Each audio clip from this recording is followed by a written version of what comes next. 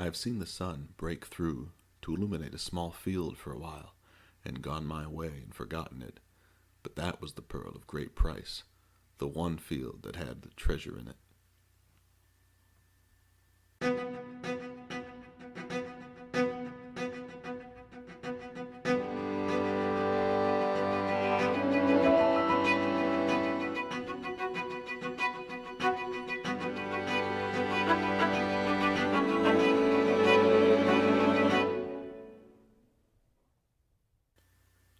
Welcome to the Common Toad's Shelf Isolation Podcast.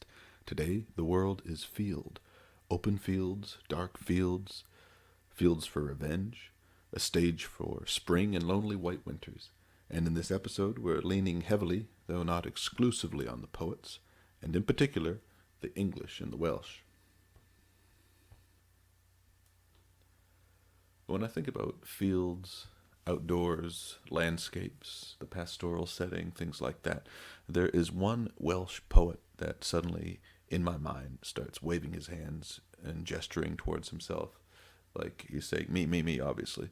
And this is a fellow who I discovered in high school. There's a band called the Decemberists, which I used to listen to quite a bit. And they were an indie band, and they were quite literary, and they certainly didn't hold back their literary references, and they constantly made reference to this one guy called Dylan Thomas in their songs. And so I had to figure out who this guy was. Turns out he was from Wales. He was busy writing poetry in the first half of the 20th century. He was a wild character. His feet were barely on the ground when he wrote. He was often drunk. He was quoted in those books of like famous last words as saying, "I just drank my 18th whiskey. I think that's a record." And then supposedly he died, although I think serious scholars have said that really probably didn't happen at all. But it gives some ideas to the kind of, legend he was living up to at the time, and the legend that kind of came out of him dying young. So, Dylan Thomas, he wrote a bunch of mostly poetry. He did some prose as well, but he's known primarily as being a poet. And, looking back at some of his stuff now, I don't know how well it sits with me or would sit with me as I reread it. Here, I'm going to take a book here I've gotten off the shelf. It's called The Poems of Dylan Thomas. It's a nice hardback. It's got cows on the front, kind of looking back at you, and a bridge, and a nice rolling landscape in the background. And just to turn to a random one, I'll show you kind of what I mean. It's got a little bit it's a little bit flighty. When I was a gusty man and a half in the black beast of the Beatles' pews, sighed the old ramrod, dying of bitches. Not a boy and a bit in the wick, dipping moon and drunk as a new dropped calf. I whistled. Okay, so you see, it's like the Beats liked him too much, basically. It's like it was just a little bit too much by the seat of your pants in the clouds kind of thing. But there's one poem in particular that I've returned to time and time again, and I'm going to turn to it now and read it to you a bit, because it's the epitome of the field poem, running through fields, running through the countryside. And it really is an immortal poem. I think it still holds up. It's called Fern Hill. And let me see, here it is. I'm going to read it, and you can see what you think about it, okay?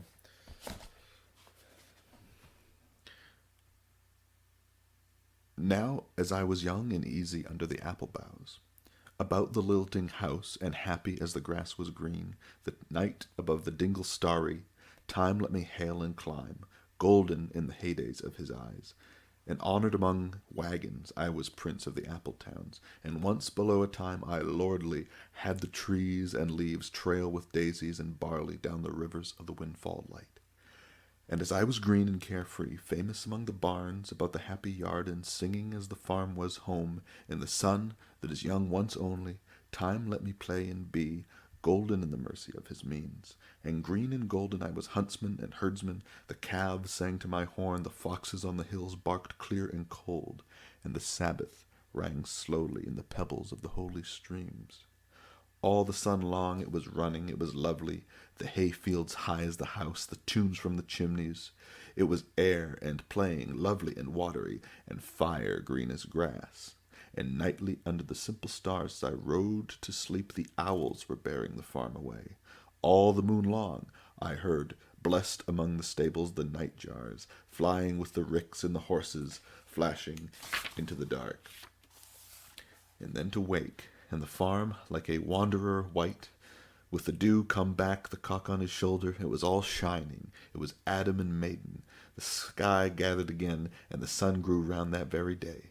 So it must have been after the birth of the simple light in the first spinning place, the spellbound horses walking warm out of the whinnying green stable onto the fields of praise. Okay, so I just get carried away with this poem. Sometimes I can't bring myself to finish it all at once. So this is this is part of it. I haven't finished, but you sort of get the spirit, right, of youth running through the fields and the little streams of the wooded land. It's motion, it's running. It's a constant sense of running through it all, and of time reeling by and paying no attention to time, right? And there's just these wonderful lines like happy as the grass was green. There's constant green in the poem, as in, okay, the green of the field, but just the green of the youth, the naivety, not knowing anything, unknowing. And these great, like in the beginning where he calls himself Prince of the Apple Towns, and later says, once below a time I lordly had the trees and leaves, trail with daisies and barley. So he is, everything's subservient to him. He's subservient to no god or man or woman, at least in these remembrances. It's just pure youthful bliss. Okay, and then it's just, okay, so here's another part where it says, where the fields come in, fields high as the house. It's an interesting thing. I mean, I kind of imagine a slope up, and you can feel the dimension if you're up on a hill looking back at the house and being the same height as the house. There's a great sense of dimension and hills in the poem, and running up and down them. Grand pastoral landscape he's trying to sort of conjure, right? Or maybe it's just that the grass grew so high it seemed high as the house. Or maybe it was because he was small it seemed high as the house. But just these constant barrage of images. And then he says this, and then to wake in the farm like a wanderer white, with the dew come back, the cock on his shoulder. It was all shining. It was Adam and maiden. So every day, a renewing of creation. That's what living out in this countryside was. A renewing of creation every time the sun came up. It was a new Eden every time. It's just wonderful. And then this part here says, so it must have been after the birth of the simple light in the first spinning place, the spellbound horses walking warm out of the whinnying green stable. Green again, more mention of green. Young, naive, right? And on to the fields of praise. The fields of praise. It leads you to this moment where one can imagine a place so beautiful that you feel like a perpetual gratitude just for being in the midst of it. So it's terrible. It's just terrible for me to stop in the middle like that. But there you have it. Sometimes I do, when I find I'm being carried away by a beautiful bit of writing. And now we ask, can a poem like this sustain that kind of wanton joy for the whole length of it? Will it be able to be as joyful at the end as it starts? Well, we'll get back to it. I had another thought in the midst of this. I was thinking of this band, the Decemberists, who turned me on to Dylan Thomas when I was a teenager. And I guess this happened a lot with some of the music I listened to, because there is this other artist called Bonnie Prince Billy, who's a great. Some artists are really wonderful at like helping you discover other artists because they just freely, kind of wear their associations on their sleeve. And he once did a cover of this song that has a field in it, in one of its images. A song called Old Stepstone. It's really not a cover. It's a traditional song, so it's just a rendering of it. And so there's this old song called Old Stepstone that, when I look it up, it's a tribute to a guy called Bascom Lamar Lunsford in one recording in the 40s. He was a folklorist in North Carolina, and he would go around and discover folk music that just regular people would sing for him and play for him, and he was kind of like Alan Lomax basically, but earlier. And but then I looked through. There's a great website called traditionalmusic.co.uk, and on both sides of the Atlantic, they try to kind of anthologize all these English language folk songs and just try to collect as much information about them as they can. So I learned now that there's a guy called Ernest V. Stoneman who seems to have the first recording of this song in 1928.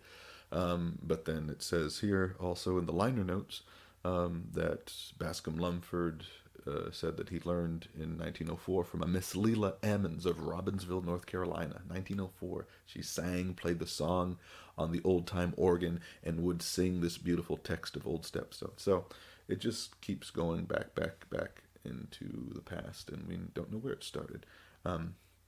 But this is a nice little counter to the kind of individual, reveries that we got from Dylan Thomas. It's just a simple, somber reflection on getting older.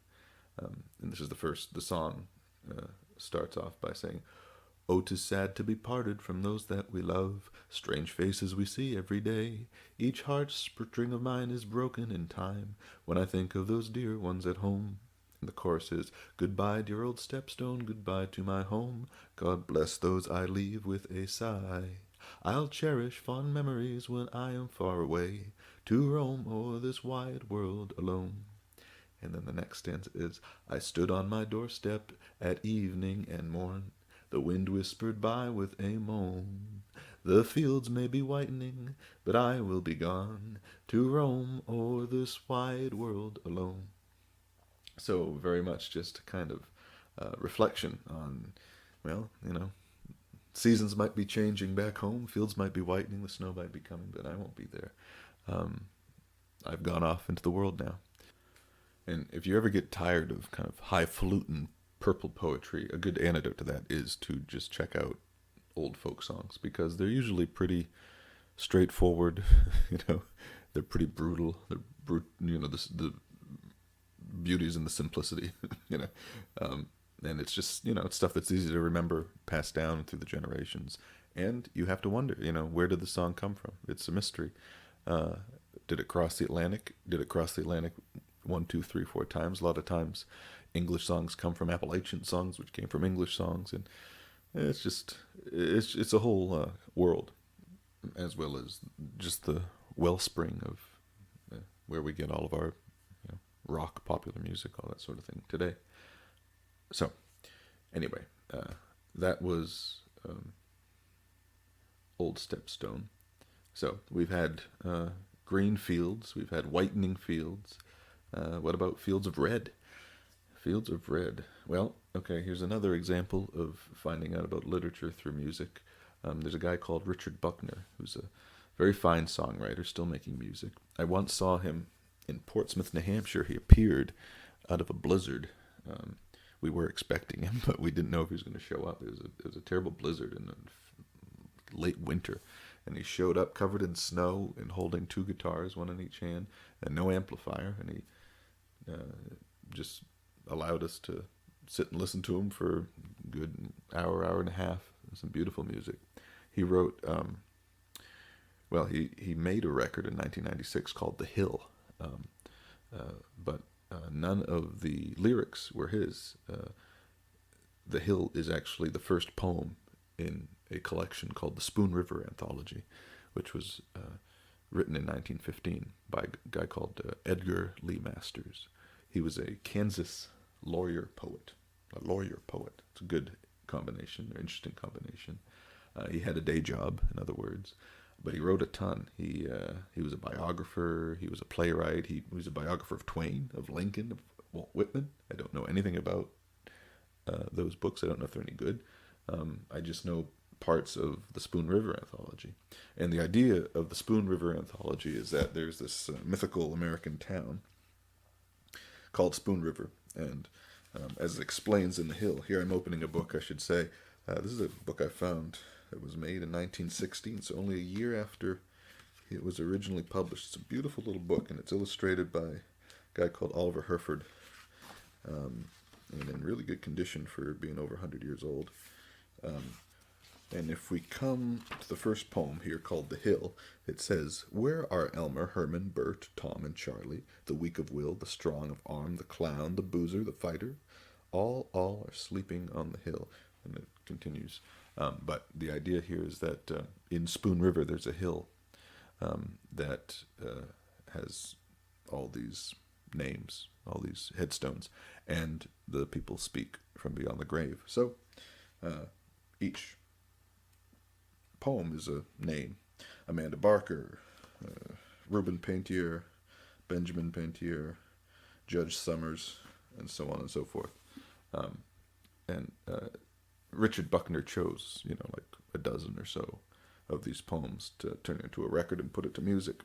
And there's a lot of names. There's like almost 200, I think, poems in this collection. But if I turn to page 195, we find, where are you?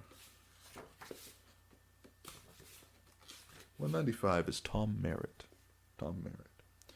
And Tom Merritt is speaking from beyond the grave about how he came to perish in the town of Spoon River. And he says this: "At first I suspected something. She acted so calm and absent-minded. And one day I heard the back door shut as I entered the front, and I saw him slink back of the smokehouse into the lot and run across the field. And I meant to kill him on sight. But that day, walking near Fourth Bridge without a stick or a stone at hand, all of a sudden I saw him standing, scared to death, holding his rabbits. And all I could say was, 'Don't, don't, don't.' And he aimed and fired at my heart." So that was the end of poor Tom Merritt. Poor Tom Merritt finds his wife cheating on him with another man, and confronts him and is shot in his own field. And not only that, it's this very strange image. It says, "All of a sudden I saw him standing, scared to death, holding his rabbits." And it's just, I think it means, well, it sounds like a euphemism, but I think it says earlier, back of the smokehouse into the lot and run across the field. So it looked like he was even stealing some of Tom Merritt's rabbits on his way out of sleeping with his wife. So this is a guy who had no shame, and actually you can learn all about what happened to him. This is Carr, Elmer Carr. If you go a couple pages later, Elmer Carr talks about what happened to him, and also from Beyond the Grave, because everybody's speaking from Beyond the Grave in the Spoon River anthology. And Mrs. Merritt gets to say her piece too. But I'll leave that to you if you want to do that. I find it interesting. It's a quite interesting concept for a book of poetry, just an interweaving of people's lives. There you are. So Tom Merritt was one of the poems that was used in Richard Buckner's album called The Hill, which is also worth checking out. In fact, is it wise to play a little bit for you? It's the music copyright gods can be finicky. But here, let's just throw caution into the wind here. And this is a little bit of Richard Buckner's Tom Merritt.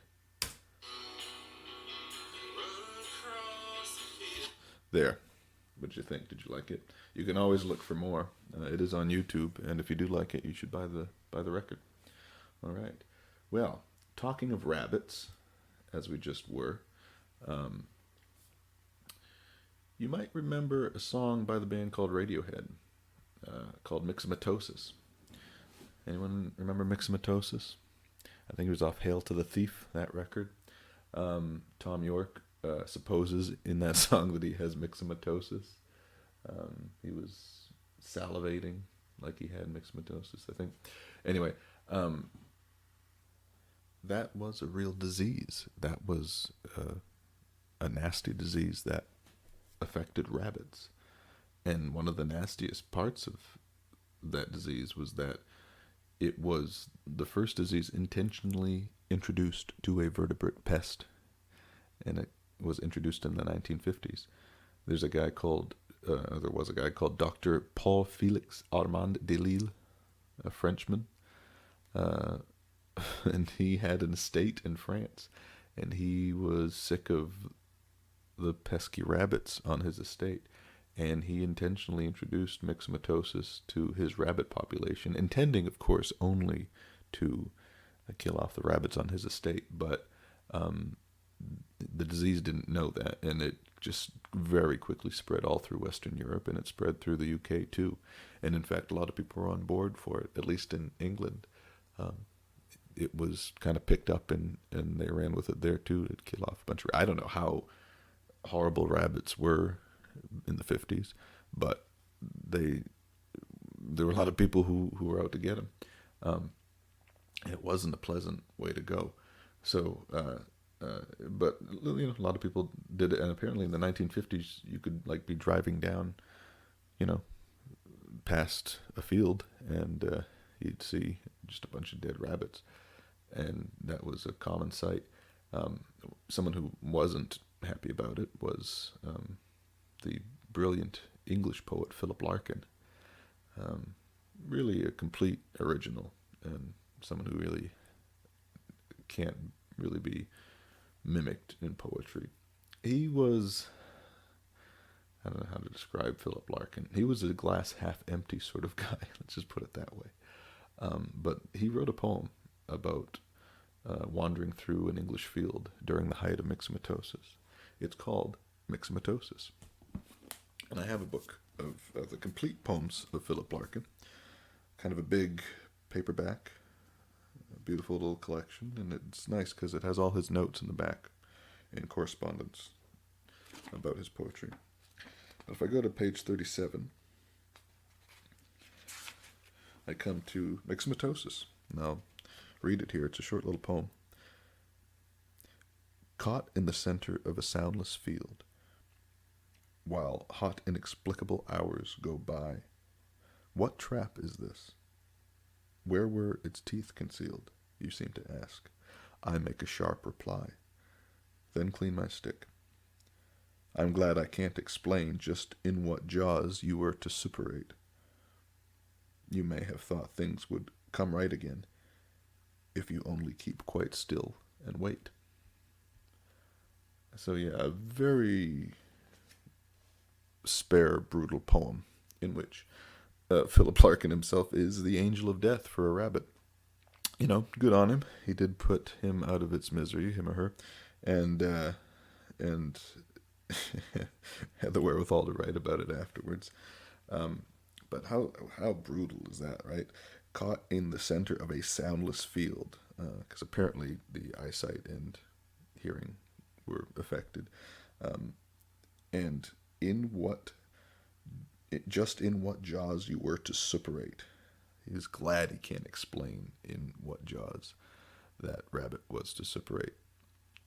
And there's nothing nice about it. There is in the end a little bit of a triumph for the rabbits. They had a kind of victory. Apparently, an estimated 99% of the rabbit population in the UK died, which is an incredible number. But what they also did was develop a kind of what they call host pathogen coevolution, which means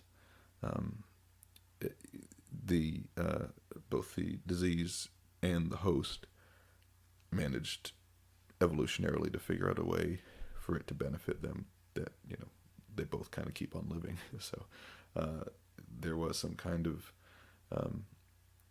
adaptation, and ultimately the Paul Felix Armand de Lille's of the world were sent back to the drawing board, I guess. So rabbits survived. A lot of them died, and Philip Larkin got to write one of his dour poems. We'll get back to Philip Larkin in some other episode. Just a little introduction.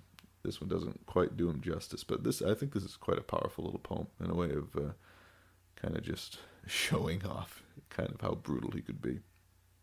And now we've had a fair amount of murder and disease kind of permeate the show, and I was just about to return for that reason to happier subjects and finish that Dylan Thomas poem that I started. But then I remembered a forgotten novel about the English countryside that I discovered around the same time as Fern Hill. It's old George Orwell. He wrote a book called Coming Up for Air. It's one of his social novels. No talking pigs, no memory hole, nothing like that. Just a poor, hapless man called George Bowling, who decides to try to escape the city and the monotony of his work and his marriage by going on a little solo holiday back up to the pastoral village of his youth. And in the middle of all this, there's all these tensions of this attempted return to country life with these premonitions and signs of war. So this book was written in 1939. It was right after George Orwell got out of Spain, where he was fighting in the Spanish Civil War, where he got shot in the throat. And so this novel was written just after that. We can see it's actually a pretty funny novel. It's good. We can hear Orwell register George's disappointment as he returns to the place of his youth, and he really is trying to return to a place of memory, which doesn't exist. Here, towards the end of the book, here it says, "It's a queer experience to go over a bit of country you haven't seen in 20 years. You remember it in great detail, and you remember it all wrong. All the distances are different, and the landmarks seem to have moved about. You keep feeling, surely this hill used to be a lot steeper. Surely that turning was on the other side of the road. And on the other hand, you'll have memories which are perfectly accurate, but which only belong to one particular occasion. You'll remember, for instance, a corner of a field on a wet day in winter, with the grass so green that it's almost blue, and a rotten gatepost covered with lichen, and a cow standing in the grass looking at you. And you'll go back after 20 years and be surprised because the cow isn't standing in the same place and looking at you with the same expression." It's a good little novel. It's worth reading. And it's a very English thing to find in novels and poetry around this time, of a kind of like disappointment with the fact that their pastoral history and the literature that they grew up on and everything is just kind of like come to a crashing halt. And that's, of course, because World War II is about to start. And there's a sense of, a greenness, I guess Dylan Thomas would say, a sense of youth lost in the midst of all of this horrible, horrible mechanical shuffle and destruction that's about to take place. A little detour that doesn't actually have anything to do with fields. It just reminds me, Orwell, shares his protagonist's longing, for this idyllic England in some sense, even though he's kind of a hard-nosed guy in other ways. In fact, he did escape into the country for a little while with his adopted son as a shopkeeper in a village, and he didn't have much success in it, and his health was always horrible. It didn't work out, but he wrote a little poem, which I'll try to recite parts of from memory, just to kind of show his own longing. He was, Orwell's this great immortal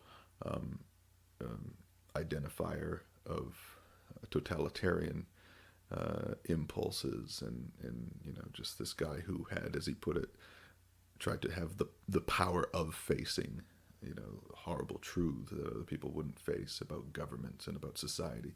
But he also said, if I remember correctly in this little poem, a happy vicar I might have been 200 years ago, to preach upon eternal doom and watch my walnuts grow. But born, alas, in an evil time, I miss that pleasant haven, for hair has grown on my upper lip, and the clergy are all clean shaven. So he had this sense of like, yeah, I don't necessarily want to be living in this particular version of England, but here we are, so we have to do what we can. An interesting aspect to his character. Well, enough of the happy vicar that might have been. We'll turn to another vicar, another sort of vicar, in fact. We started Welsh, and we're going to end Welsh. And we started Thomas, and we're going to end Thomas, too. R.S. Thomas, a very different man from the swaggering, hard-drinking, youthful Dylan Thomas. This was a village priest. And what kind of village priest was he? He was a Welsh nationalist. He called himself a pacifist, but couldn't quite bring himself to condemn the occasional arson of holiday cottages in Wales owned by the English. I dare you to look up a photo of him. Really, a meaner mug will be hard to find. It's really incredible, and there was more than one. He wasn't known for his bedside manner, his pleasantness. There's an excellent passage from his Wikipedia, all of which is worth reading, but I'll just read a little passage here. This entry features his son, Gwydion.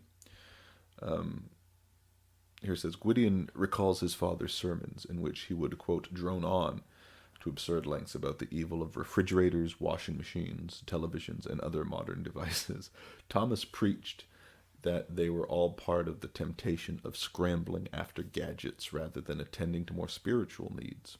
Quote, it was the machine, you see, Gwydion explained to a biographer. This to a congregation that didn't have any of these things and were longing for them. So, okay, possible misanthrope, difficult, quick to argue. Now, why include a curmudgeonly Thomas to counteract the Dylan Thomas? Well, he was also a poet, and he wrote incredible things, such as The Bright Field.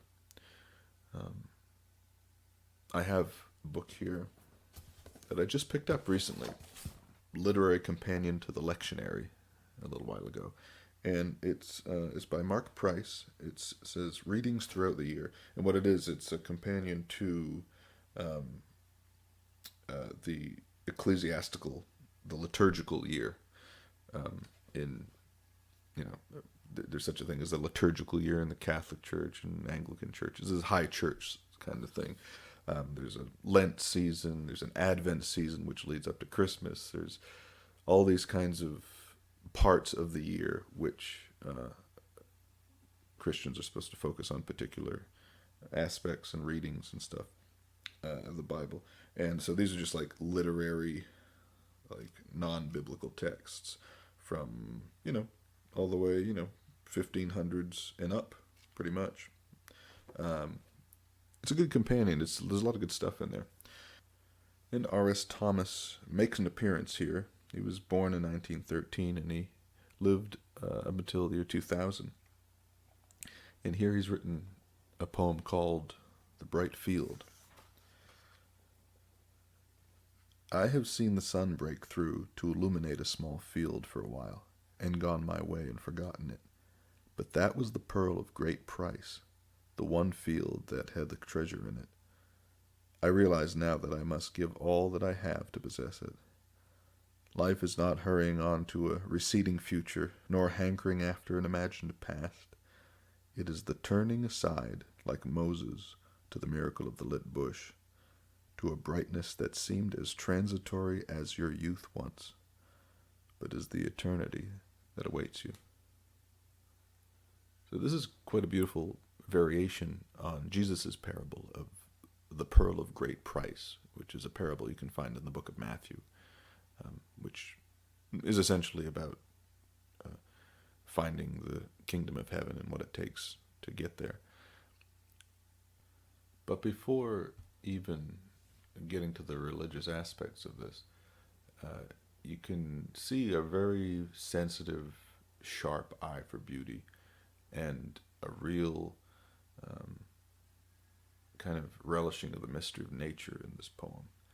It's very simple, but it's perfect. And you can even see the comment that his son made about him standing at the pulpit railing against machines that made people's lives better. You can see that in here, but you can see it with more subtlety than probably he ever was able to achieve at the pulpit. Like where he says, life is not hurrying on to a receding future. So not chasing after future for its own sake and progress for its own sake, nor hankering after an imagined past. So it's not nostalgic either. It is the turning aside, like Moses, to the miracle of the lit bush, to a brightness that seemed as transitory as your youth once, but is the eternity that awaits you. So life, according to R.S. Thomas, is about noticing something. It's about noticing when you pass that field that's lit for that moment, right? You have a moment where you notice something. There's something seriously mysterious, seriously beautiful about life. And whether you're religious or not, you know that you're granted only very short moments of this kind of numinous feeling at a time. It doesn't stay, it just comes and it goes. And the metaphor he uses for this kind of transitory, quick coming and going is youth, which is it's bad news for youth. It's bad news for the character in Dylan Thomas's poem, right? He's just using this as it's like a given that youth goes like that, basically, and he's using it as a metaphor to say, yeah, you know how youth like doesn't last. Everyone knows that, right? Well, these moments of just briefly seeing the kingdom of God in a flash, it's like that. It's transitory like youth. Um, so and then in his mind the goal of life is somehow is the turning aside like Moses to the miracle of the lit bush. So it's somehow noticing this and noticing it in the ordinary, possibly. um, and how do you actually hold it? How do you get to it? How do you make it more than just a moment? Well, he says, I realize now that I must give all that I have to possess it. So that's R.S. Thomas's vision. It's a very mysterious little poem. I love it. Every time I read it, it just kind of reveals something new. And it reminds me of the line from G.K. Chesterton that says, fairy tales say that apples are golden, only to refresh the forgotten moment when we found that they were green. And they make rivers run with wine, only to make us remember for one wild moment that they run with water. So it's remembering how to feel awe for the ordinary. Uh, that's the key to some deep mystery, it seems. Well, okay, so clearly R.S. Thomas has some hidden depths to him, and he's not who he is at first glance. Um, there's another thing I noticed just looking around. There was an article about him, I think, in the Guardian, where he's quoted uh, in one of his biographies, and it just kind of gives a little insight into his early life and the things that he found important. He says, a special experience sometimes was sneaking out into the darkness and standing under the stars with the sea wind moaning around the silent house. A great thing was to be able to descend to some small beach far from everywhere, with the cliffs rising like a wall around us, and feel that no one had ever stood there before. After a summer day like this, it was a crown on everything to be able to walk home through the dusk that was full of the smell of the grass and the honeysuckle, with the nightjar singing incessantly in the bracken. The skin would be stinging where the sun and salt water had flayed it, but a glass of cold water before going to bed tasted marvelous, and the white sheets would be smooth and wholesome. Now, see, I nearly ended this with R.S. Thomas, and then I read just now about night jars. Night jars. I've heard that somewhere else, Where did I hear about night jars? We have to return to the beginning. We have to return to Fern Hill.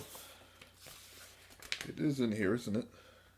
All the summer long was running was lovely. The hayfields high as the house, the tunes in the chimneys, the air was planted the fire green as grass, and nightly under the simple stars, as I rode to sleep, the owls were bearing the farm away. All the moon long I heard, blessed among staples, the night jars flying with the ricks, and the horses flashing into the dark. So there you are. There's something about the Welsh in the night jars. We should play a little bit of what the night jars sound like for you, so we know what they're talking about.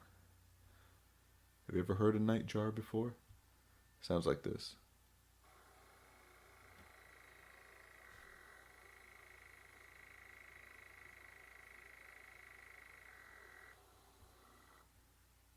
Yeah, you can imagine being young and running after a long day of running around outside and running home and hearing those things chirping at you in the middle of the night. All right, well, I've been reminded now. Okay, night jars, that's what did it. So do tune in next time for another ramble around the bookshelves. And if you'd like to read more from the books I chose today, I have all the sources on the episode page on thecommontoad.com.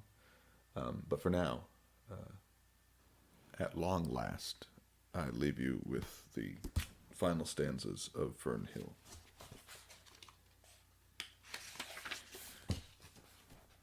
Now, we left off at the fields of praise, didn't we?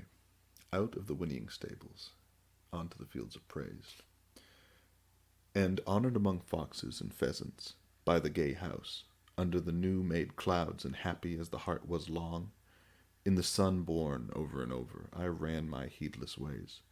My wishes raced through the house-high hay, and nothing I cared at my sky-blue trades that time allows, and all his tuneful turning so few and such morning songs, before the children green and golden follow him out of grace.